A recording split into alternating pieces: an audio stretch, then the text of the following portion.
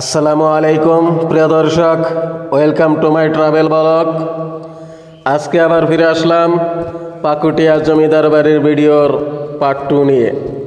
আর এই পার্ট 2তে দেখবেন জমিদার বাড়ির শত বছরের স্থাপনা এবং শত বছরের পুরনো গাছ এবং সুন্দর বাগান এবং জমিদারদের গড়া কলেজ, যা দেখে আপনাদের মন ভরে যাবে। আর ভিডিওটি ভালো লাগলে অবশ্যই লাইক, কমেন্ট, শেয়ার করবেন।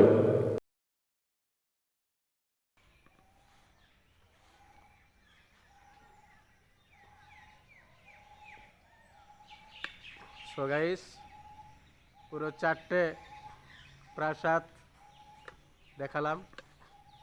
আরও প্রাসাদ আছে কিনা আল্লাহ পাকি ভালো জানে।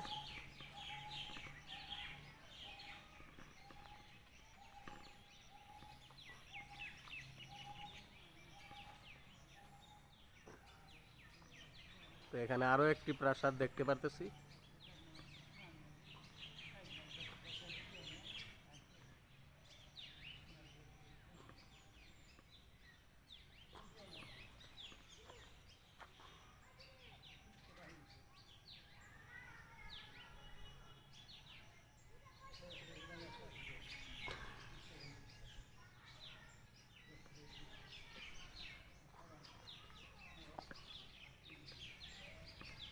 এ হচ্ছে জমিদার বাড়ি আরো একটি প্রাসাদ।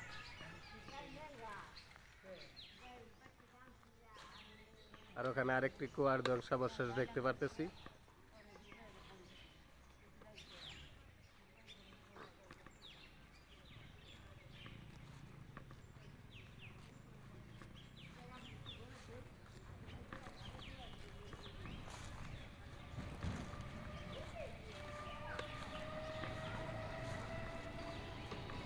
দর্শক, এ হচ্ছে আরেকটি কূপ।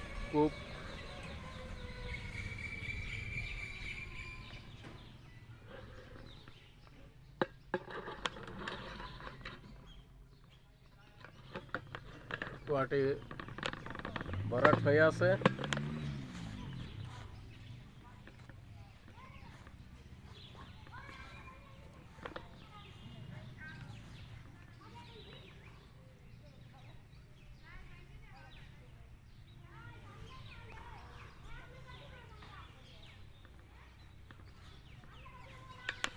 এ হচ্ছে জমিদার বাড়ির 5ম নম্বর প্রাসাদ।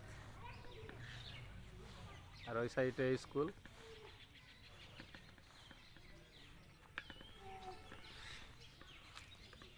আমি এই পাশে আরেকটি পুকুর আছে, অনেক বড়। জমিদার বাড়ির আরেকটি পুকুর এখানে অবস্থিত। অনেক বিশাল এই পুকুর। আর পুকুরের ওই পাশ দিয়ে এই যে রাস্তাটা দেখতে পারতেছেন, ওই রাস্তা ঢাকা চলে গেছে। এই যে বাসটা যাইতেছে ঢাকা, নাগরপুর থেকে ডাইরেক্ট ঢাকা বাস চলে এই ঠিক এই রোড দিয়ে। আর এই হচ্ছে জমিদারদের তৈরি করা স্কুল। এখানে বোর্ডে লেখা পাকুটিয়া বৃন্দাবন চন্দ্র রাধা গোবিন্দ উচ্চ বিদ্যালয়।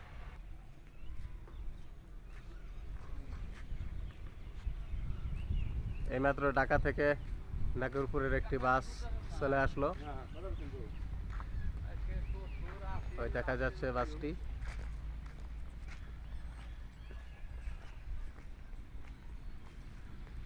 বাসটি এই মুহূর্তে ঢাকা থেকে আসলো।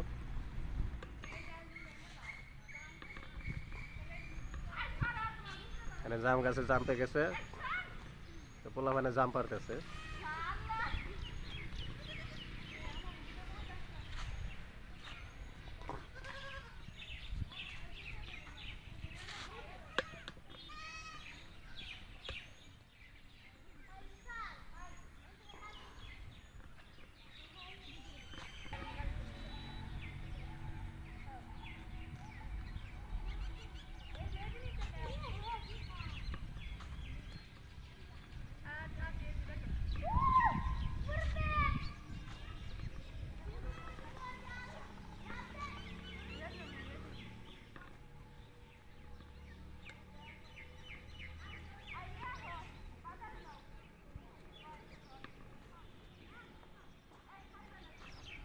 একটা কথা কি, সেটা হচ্ছে যে অতিরিক্ত অহংকার কারোর জন্যই শোভা পায় না।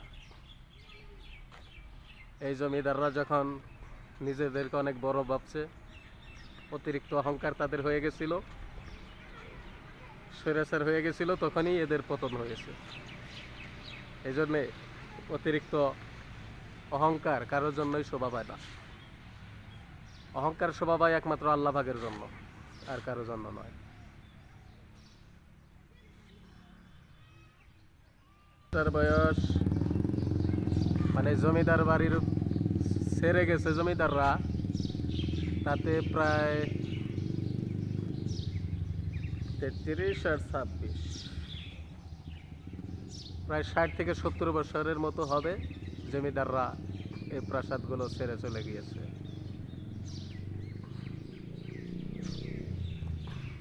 এই জন্যই বলি, অতিরিক্ত অহংকার কারোর জন্যই শোভা পায় না, একমাত্র আল্লাহ পাকের জন্যই শোভা পায়। যখন এই জমিদাররা অতিরিক্ত স্বৈরাচার হয়েছিল, গরিবদেরকে মানুষ মনে করে নাই, তখনই এদের পতন হয়েছিল। যেমন হেমনগর জমিদার বাড়ির জমিদার হেমবাবু, মহেরা জমিদার বাড়ির জমিদাররা গরিবরা যখন অত্যাচার সহ্য করতে করতে তাদের বিরুদ্ধে রুখে দাঁড়িয়েছিল, তখনই তাদের এসব ছেড়ে দেশ ছাড়তে হয়েছিল। এই কারণে বলি, অতিরিক্ত অহংকার কখনোই কারো জন্য শোভা পায় না।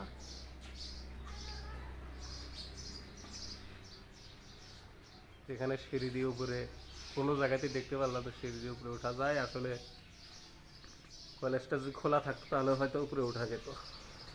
দেখি তারপরে চেষ্টা করি কোথাও সিঁড়ি আছে কিনা উপরে ওঠার।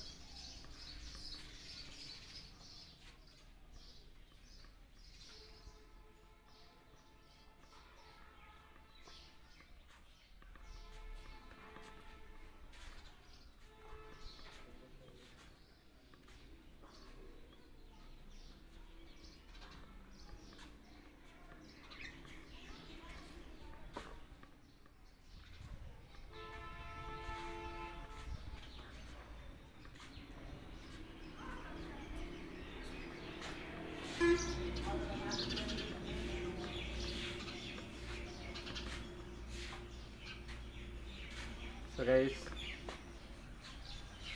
এ হচ্ছে জমিদার বাড়ির পিছন সাইড, যেটা আমি আপনাদের আগেই দেখিয়েছি।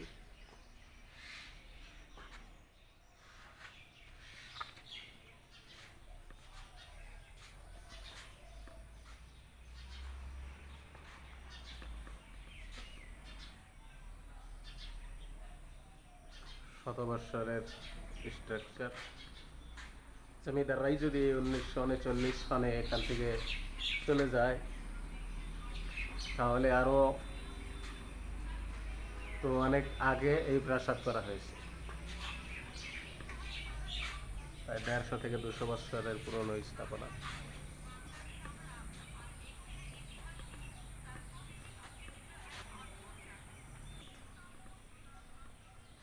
সমস্ত প্রাসাদের মধ্যে এটাই সবথেকে বিচিত্রময়, এবং সমস্ত প্রাসাদগুলোর মধ্যে এইটাই সবথেকে বেশি সুন্দর লাগছে আমার কাছে। এই যে বারান্দা,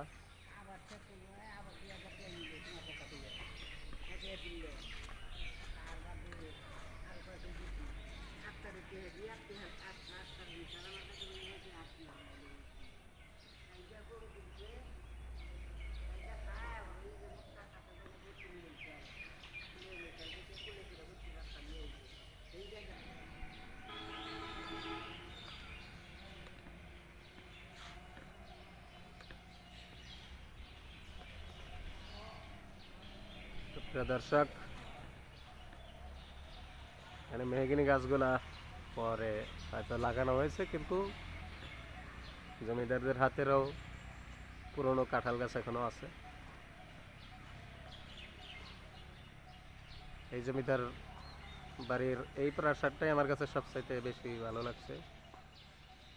এটা গড়া হয়েছে 1915 সন শ্রী শ্রী বিষ্ণু কবীন্দ্র ঠাকুর শ্রী শ্রী শ্রবণ বর্ষা 15 এপ্রিল শ্রাযুক্ত বাবু যোগেন্দ্র মোহন মণ্ডল 1322 সন রা বৈশাখ, মানে বাংলা 1322-এ এটা করা হয়েছে।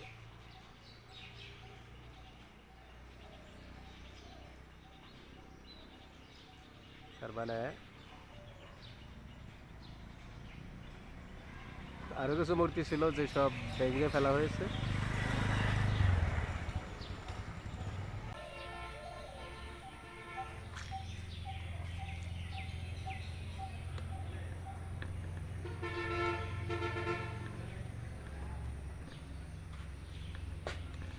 এখানে জমিদারদের সেই অনেক পুরনো একটি সাইনবোর্ড দেখতে পাচ্ছি।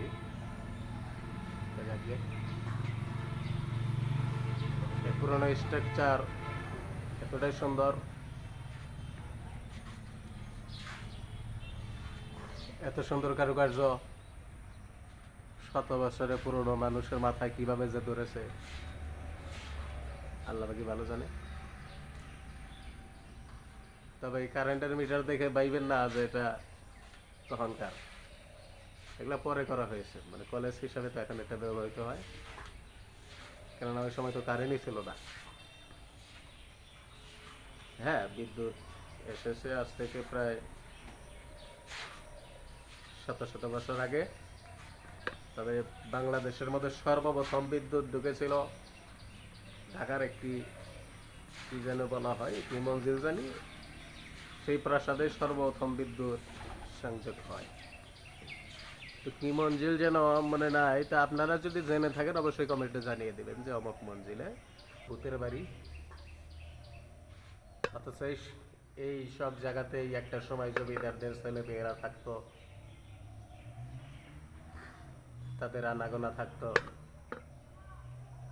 বাচ্চাদের দৌড়াদৌড়ি থাকতো। এখন এই সব জায়গা ভূতের বাড়ি হিসেবে, বাড়ির সামনে স্পট এগুলা, আর এই হচ্ছে বাড়ির পিছনে পুকুর।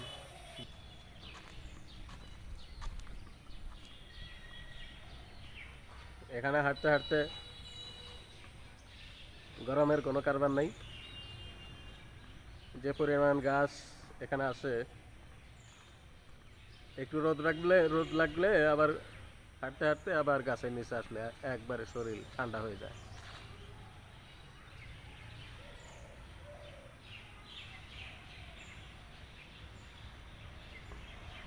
এই কারণে বলি যে মানুষ কেন আসে এইসব জায়গায় শত শত টাকা খরচ করে।